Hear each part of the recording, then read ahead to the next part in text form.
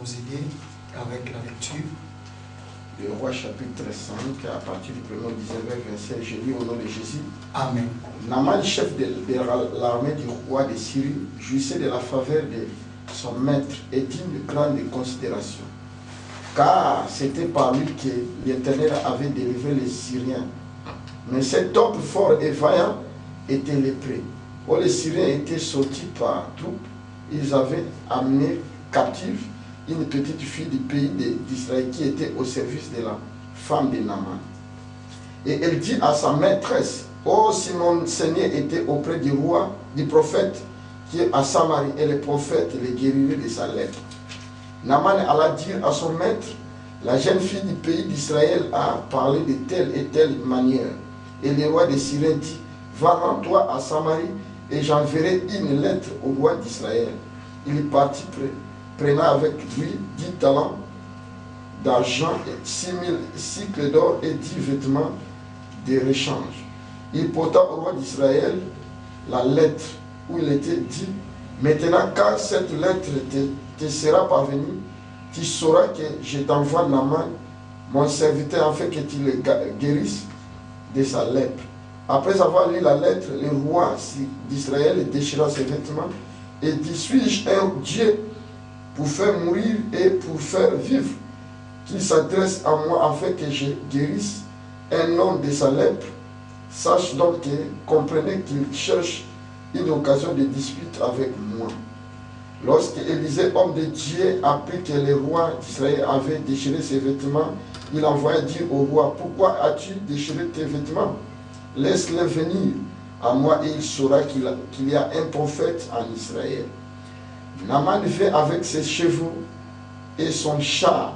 Il s'arrêta à la porte de la maison d'Élisée. Élisée lui fit dire par un messager, va et lave-toi 7 fois dans les Jourdains, ta chair redeviendra saine et tu seras pur. Naaman fut irrité et il s'en alla en disant, voici je me disais, il sortit vers moi, il se présentera, lui-même il invoquera le nom de l'Éternel son Dieu, il agitera sa main sur la place et guérira les lèpres. Les fleuves de Damas, d'Abal et les Parpar ne valent-ils pas mieux que toutes les eaux d'Israël? Ne pourrais-je pas m'y laver et devenir pur? Il s'en retournait et partait avec fureur. Mais ses serviteurs s'approchèrent pour lui parler et lui dire, mon père, si le prophète te demandait quelque chose de difficile, ne l'aurais-tu pas fait? Combien plus dois-tu faire ce qu'il t'a dit? Lève-toi et tu seras pur. Il descendit alors et se plongea 7 fois dans les Jourdains, selon la parole de l'homme de Dieu, et sa chair redevint comme la chair d'un jeune enfant. Il fut pur. Naaman retourna vers l'homme de Dieu avec toute sa suite.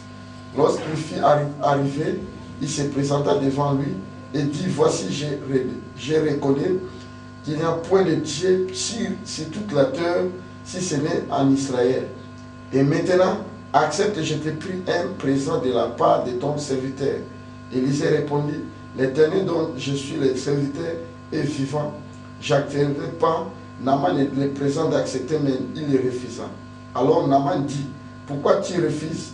Permets que l'on donne la terre à ton serviteur, une charge de 2000 millets, car ton serviteur ne veut plus offrir à d'autres dieux, ni holocauste, ni sacrifice, il en a offert qu'à l'Éternel.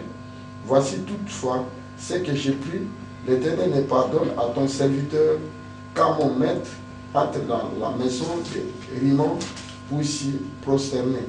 Si appuie si ma main, je me prosternerai aussi dans la maison de Ramon. Vers l'Éternel, pardonne à ton serviteur lorsque je me prosternerai dans la maison de Rimon. Élisée lui dit, va en paix. Parole du Seigneur.